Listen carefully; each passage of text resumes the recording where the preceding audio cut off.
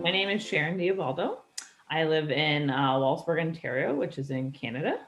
I'm currently 36 years old and expecting my second child.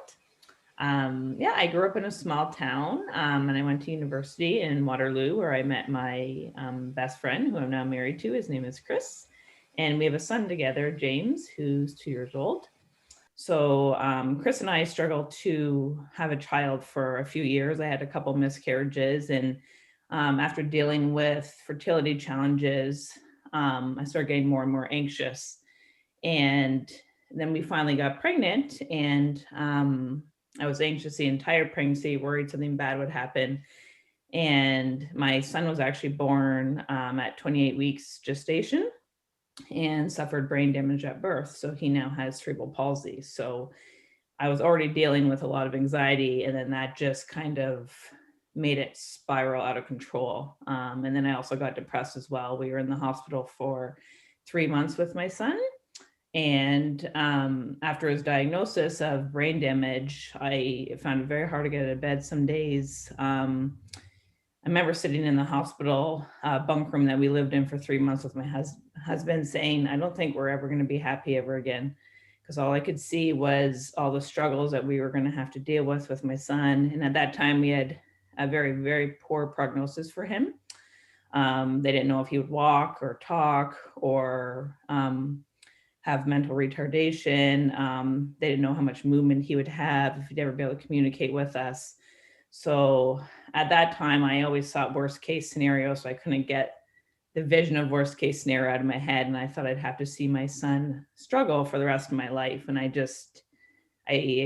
wanted to go back in time actually and never even try having kids because I didn't think I'd be able to deal with it and watch my son struggle in life. And I didn't think our marriage would be able to handle it. And I was extremely scared to the point where I just kind of went numb. And I found it very hard to get out of bed.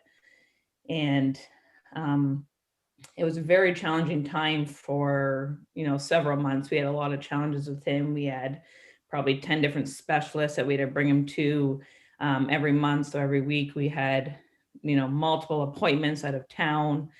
And I actually really didn't enjoy being a parent. I felt like I was robbed that time as a mother when you're supposed to be bonding with your son because all I was trying to do was find a way to fix him.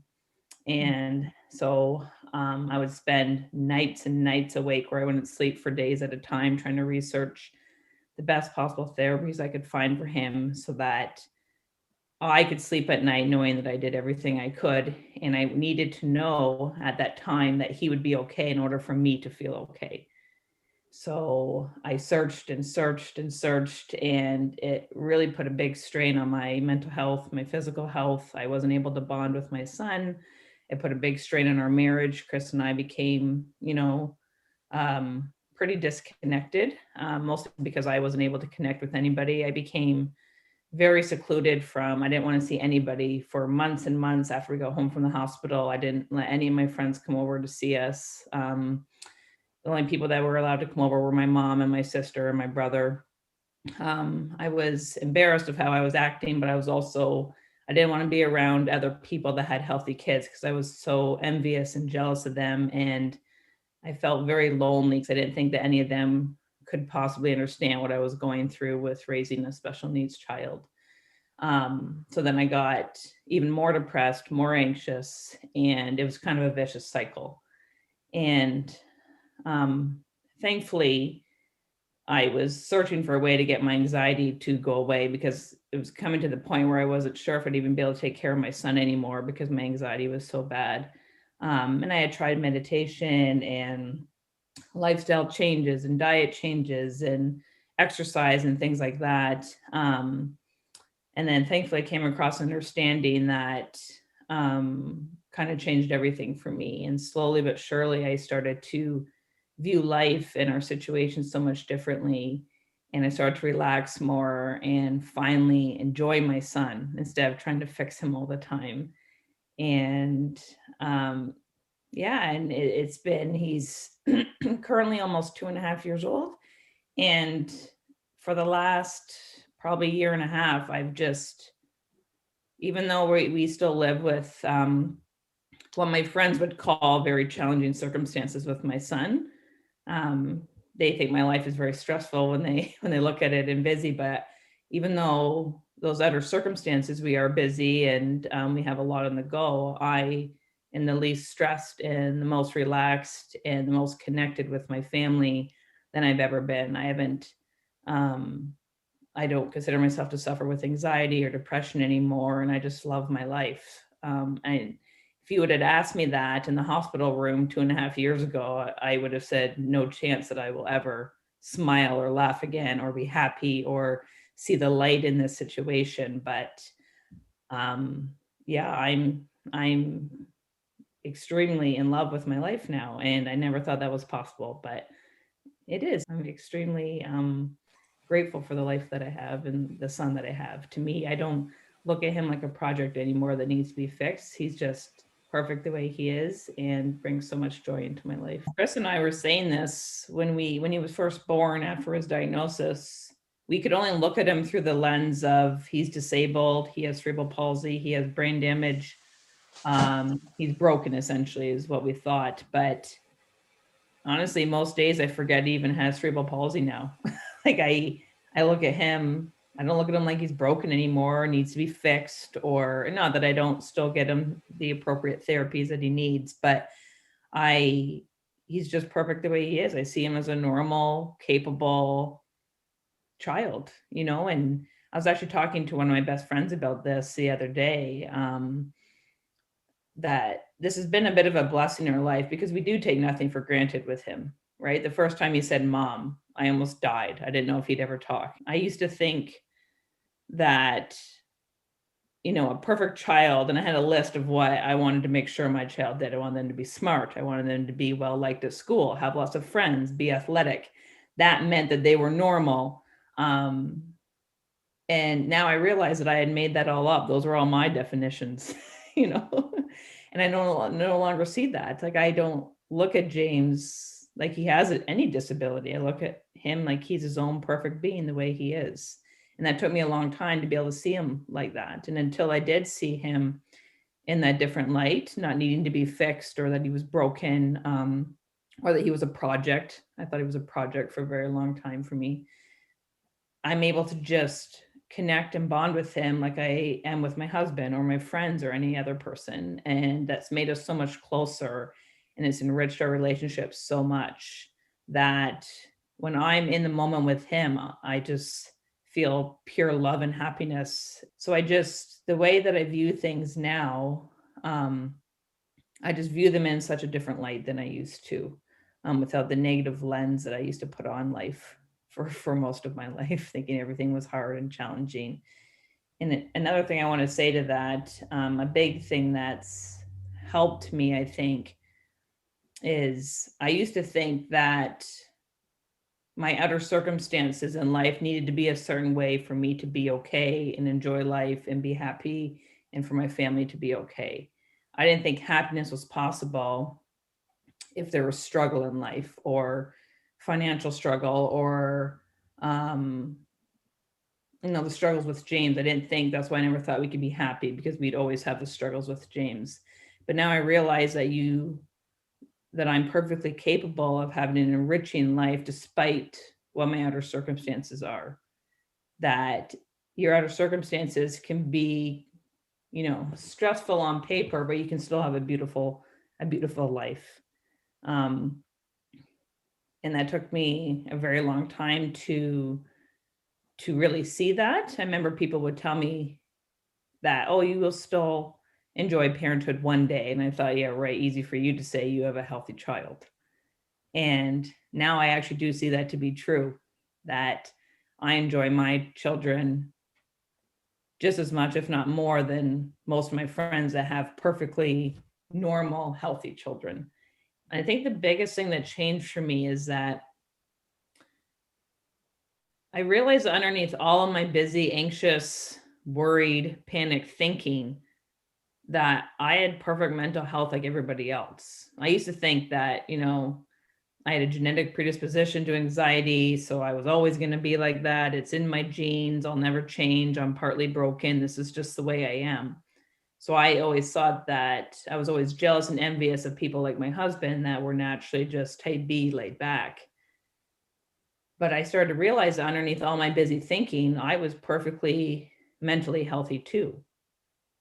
And I think the biggest change or the biggest insight that I had was that I didn't have to keep taking my insecure, fearful thinking so seriously. I used to take it as truth. But then I started realizing, again, by just watching James grow or seeing how Chris, my husband, approached the world, that oftentimes I was the only one that thought those insecure, fearful thoughts. So how could they be true?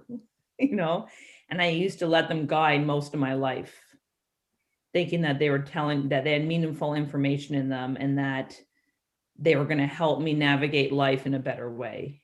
And I realized that the opposite was actually true.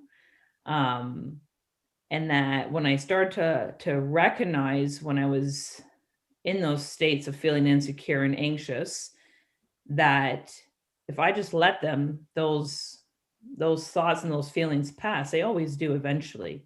I would never go through an entire day where I felt anxious all the time. And I started getting curious about that as to, well, I enjoy my life sometimes. So what's the difference between the two?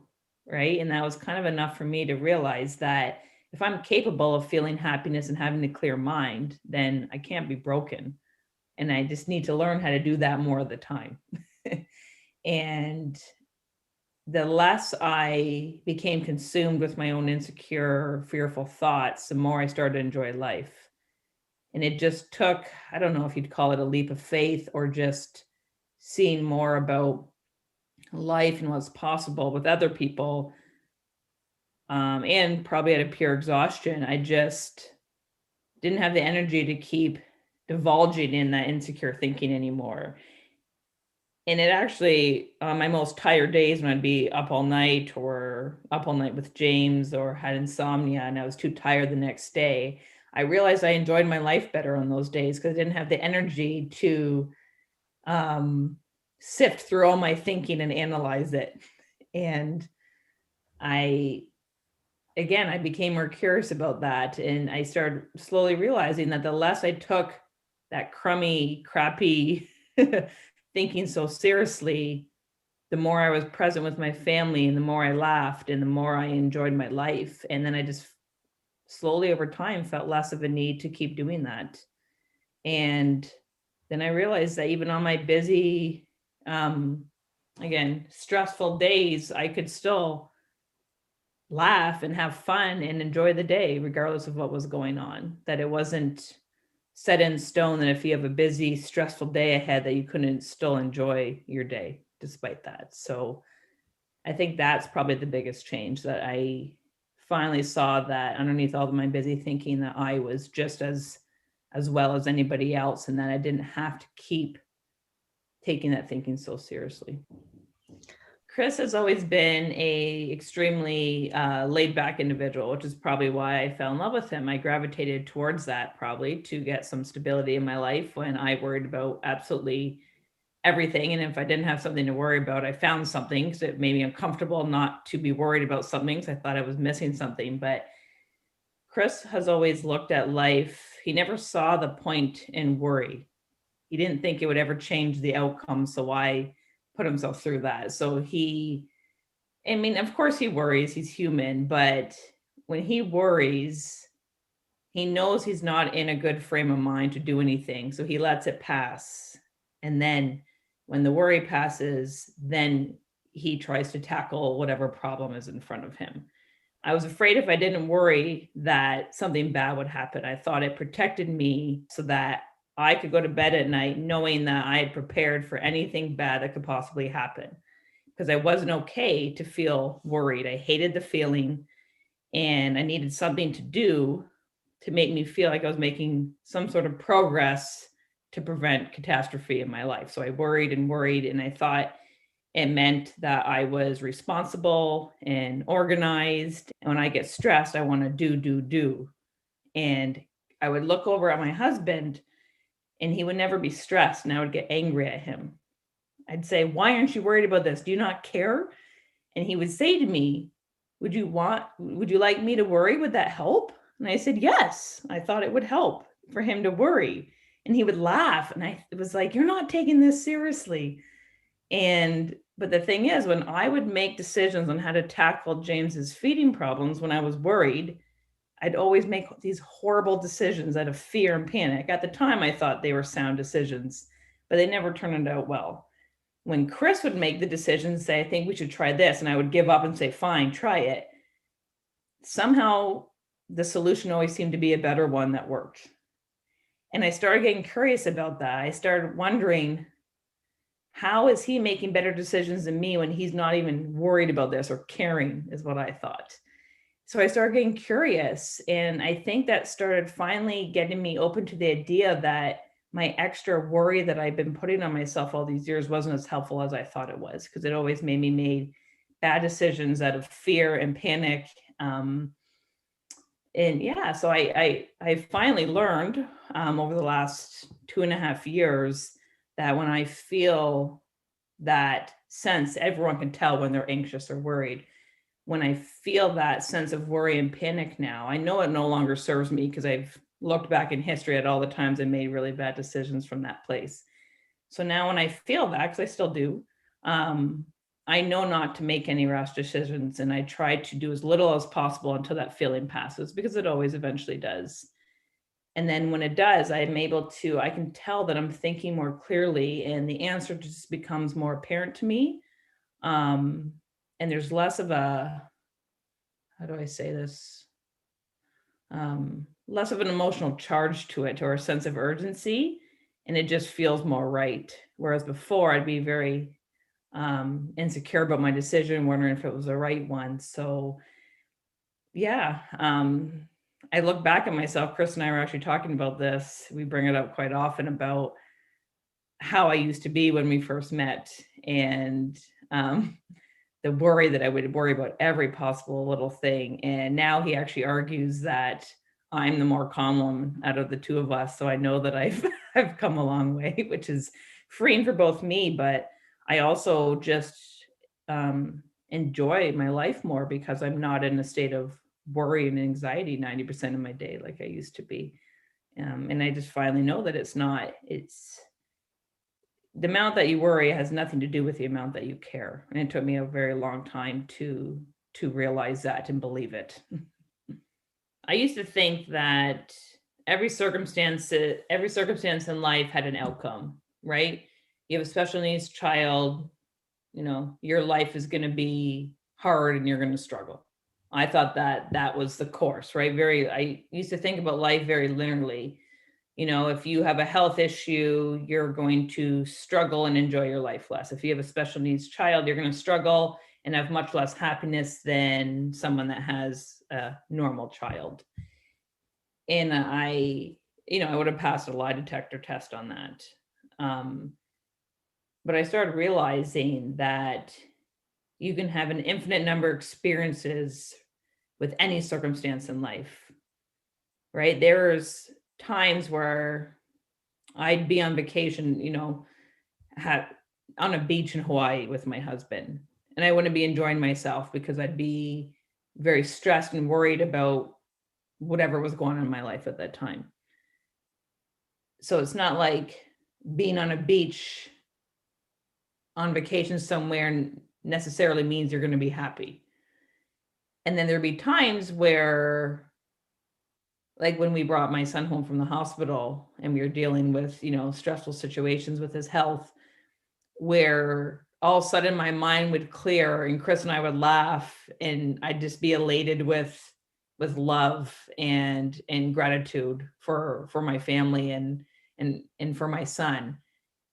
And even if it only lasts for a few minutes. And I started realizing that my experience of life wasn't dependent on what I was dealing with at the time. I used to think it was. right? Well, obviously anybody that's dealing with a challenging health situation with their son is going to be stressed and unhappy. But I realized that wasn't the case, that I could have a million different experiences of that same situation based on the state of my mind at the time. And that I didn't have to change my state of mind. I think just knowing that different states of minds and different experiences of the situation were possible, I think just knowing that brought light into the difficult situations, knowing that they wouldn't stay difficult forever, knowing that eventually my mind would clear and I would see things in a different light. And I think just knowing that always happened time and time again made me realize that when I was dealing with a challenging and stressful situation with James, that it was never going to last forever. And that when my mind settled, I would see things differently and it wouldn't look so dire anymore. And I think just knowing that was always a possibility got me through the challenging times, especially at the start. Part of my anxiety after James was born, and even before James was born, was that I had a really hard time dealing with uncertainty. I needed to know James was going to turn out normal in order for me to think that him and I could have a good life. And I no longer see that as to be true, that I now know in my heart that regardless of if James walks one day or meets certain milestones, he can still have just as enriching of a life as any of my friends' children. That has nothing to do with the physical milestones that he meets or some of the struggles that he might have. And I didn't think that was true before.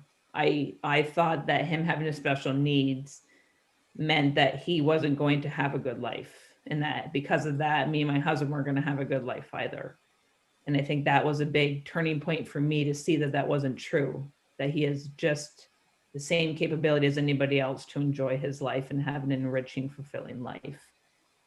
And I think because I see that to be true with not just special needs situations, just everything in life, that I no longer fear uncertainty as much, because I know that regardless of what's going on in your life, you can have multiple different experiences of the same situation. So I no longer get as anxious when there's uncertainty in my life anymore, because I have no idea how that situation is going to play out, for one, and two, that my reaction to any situation that gets thrown my way is completely up for grabs. So I think that's really helped me as well, to realize that the worry about the uncertainty isn't as useful as I used to think it was, that it's kind of an option now in my mind. And if I give myself permission not to worry because I see that it's not helpful, I just enjoy every minute of my day better. I used to think there was a definition of normal, not realizing it was only my definition of what normal was. And the more I compared my son to that definition, the more I was unhappy, because he wasn't normal, like the definition I had made up in my head. But normal is arbitrary. And every person in this entire world is unique, right? We're not all the same. We're all very different, and, I have a son, my best friend's son has celiac disease. My son has cerebral palsy. I have a friend that has a son with ADHD. I have another friend that's a great athlete. I have another friend's son that, there's just such an array. And the more I was judging what I thought normal was and normal should be, and the more I was comparing my family or my son to that ideal in my head, the more I wasn't happy. So I started realizing, why am I doing this to myself? And the less I did that, the more I enjoyed my life for what it was. I stopped judging it so much. And I think that was a big piece. I just stopped judging my experience and comparing it to my arbitrary definition of what I thought normal was. And I enjoyed my life more, if not more than some of my other friends that had normal kids to what I thought. And everybody has a unique life and everybody has their own unique challenges. Mine aren't any different than my friends, I've realized now, and just seeing that alone, it kind of gave me permission to let all that extra judgment and thinking go and just be more present and accepting of whatever experience I'm having, knowing that I can have a beautiful experience and a beautiful life regardless of what's going on out there. I didn't think that was possible before. And now I see that it is. So I'm not as scared for the future. I used to be terrified of the future, not knowing what was going to happen. Now I'm not, because I've seen, one, that I can deal with it. Anything that gets thrown our way, I can deal with now. I think going through what we went through with James has given me a lot of confidence that I used to fear something bad happening to my children. I didn't even want to have children because of that, because I was so scared something bad would happen, because I didn't think I'd be able to handle it. And the beauty in what's happened is that I seen my own resilience, that we're pretty resilient as humans, that we can handle anything that comes our way. We just think we can't. And I think knowing that has given me a lot of confidence and a lot of peace of mind, that I'm no longer scared. The worst possible scenario in my mind already happened to me, and I got through it pretty well. So I'm no longer scared of what's to come, because I know that I can handle anything that gets thrown my way and still have a beautiful experience of life regardless of what life throws at me, which I'd never thought was possible before.